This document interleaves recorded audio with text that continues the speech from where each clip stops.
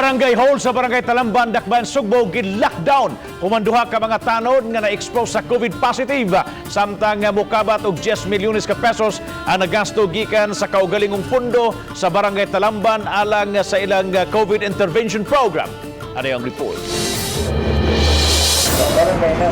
Giklaro ni Kapitan Dario Arcilia nga ang duha ka tanod wa magpositibo sa COVID apan dunay exposure sa COVID positive. Bisan og naka-lockdown ang Barangay Hall, dunay gihapoy skeleton force nga makaatiman sa mga tao.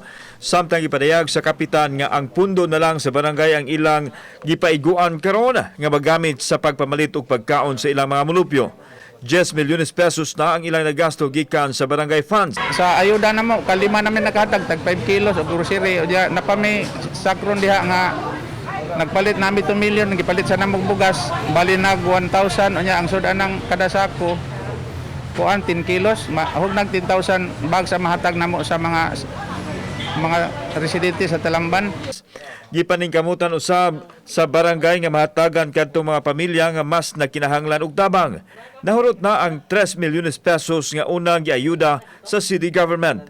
Apil usab sa ilang gitutukan ang mga locally stranded individual nga naa sa ilang barangay.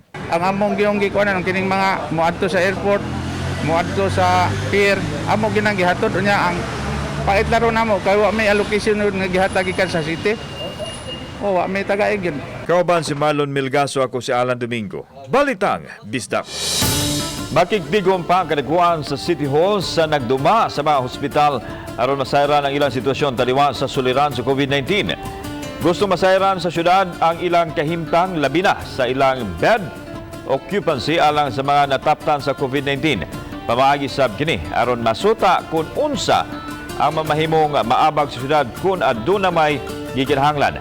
Matod ni Committee on Health Chairperson Councilor Neri Son Ruiz, karong adlaw unta gidakda ang tigom apan nauswag kini kay dili available ang pipila ka opisyalis aron makatambong.